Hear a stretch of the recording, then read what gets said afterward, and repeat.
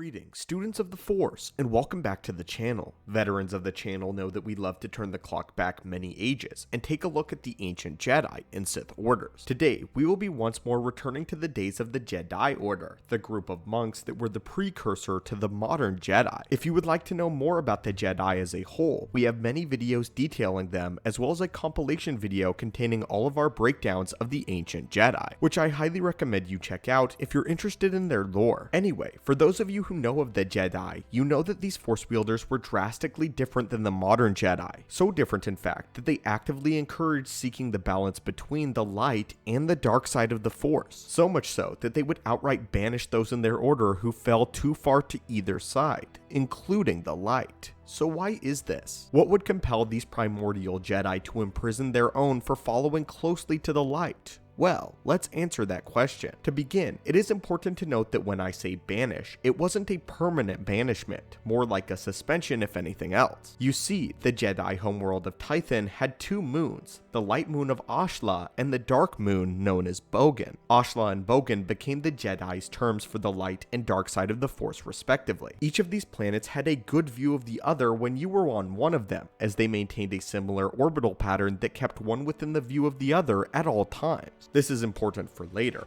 Anyway, to understand why they would banish their own in the first place, let's first take a look at exactly what kind of culture and teachings that the Jedi had. What was their code? There is no ignorance, there is knowledge. There is no fear, there is power. I am the heart of the Force. I am the revealing fire of light. I am the mystery of darkness, in balance with chaos and harmony, immortal in the Force. They emphasized balance overall, and that was the natural way of things as they believed. The Jedi believed that the light and dark sides perfectly made up the living and cosmic force, and this is how it naturally should stand, and this is how they understood this concept. Many, like the modern Jedi, differ though, and tend to believe that the dark side itself is nothing but a corruption or some kind of tumor on the Force, and the light side itself is its balance. This view of the Force was not carried by the ancient Jedi Order though. They saw the Force in shades of gray, and the dark side was simply the darker shade of gray. Though that's not to say that they didn't know the dangers of the dark side. They knew very well what happened to those who ventured too deep into the Bogan,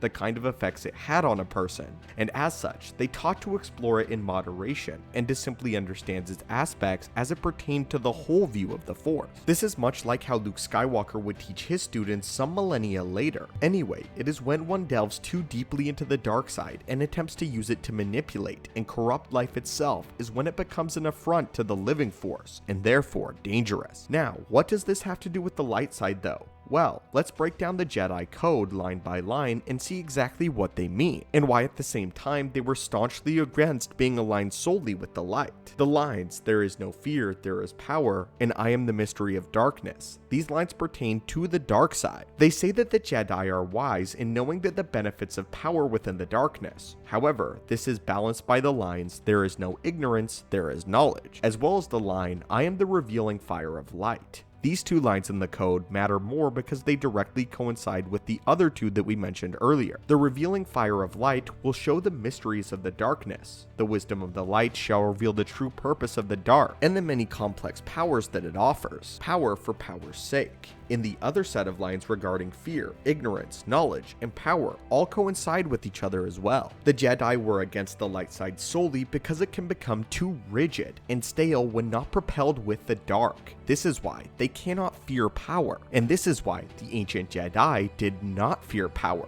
Many of the light side Jedi truly fear power itself, as they believe absolute power corrupts absolutely. But they also believe that power is a guiding light and the guiding lamp of knowledge. In the code, the ignorance of knowledge line pertains to both the light and the dark side. Both the modern Jedi and Sith have complete ignorance of one another, and it breeds animosity between the two. They both have ignorance of the light and dark sides of the Force respectively, which cripples their growth by their own doctrine. To suggest that there is no ignorance, there is knowledge, is the Jedi proclaiming that they will use the revealing fire of the light to truly discover the secrets and mysteries of the dark. Now that we truly understand the meaning of these lines, we can now move forward with our original question. Those who fell too far to the dark side would be sent to Bogan to meditate on Ashla, and those who fell too far to the light side would be sent to Ashla to meditate on Bogan. Though it somehow feels counterintuitive that those in the dark would be sent to the dark and those in the light to Ashla, again the light, and it seems like these two should be switched over. However, we do not really get an explanation, and we do not really know why they chose to conduct themselves in this way in this banishment, other than the two moons are always in view of the other. A theory about this we can propose is that you can put in perspective how far from the balance you have fallen if you see the other moon at such a distance, and you can meditate on it by observing it in its entirety. Of course, the Jedi Council Masters would soon hold another hearing for the Jedi after some time to see if the banished Jedi could fully understand the balance, and once they did, the Jedi would be allowed to return to the world of Tython, finding this neutrality in the Force. So why was this important? You see, Tython was a very Force-rich planet, and its climate and environment were directly affected by the balance of the Force maintained by its inhabitants in the Jedi. When they fell too far to either side, violent Force storms would occur that would devastate the land, that being the dark side. This was why, after the Great Schism, the Jedi had to move to the world of Ossus, as Tython had become devastated by its own Force storms and the warring between the two factions, thus beginning the origins of the Jedi,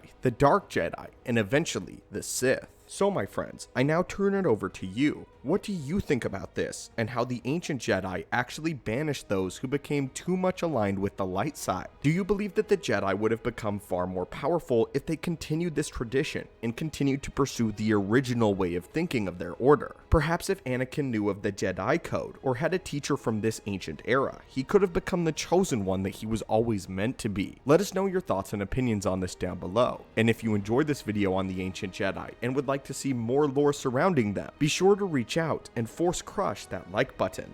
As always, my friends, may the Force be with you in all of its forms, and have a great day.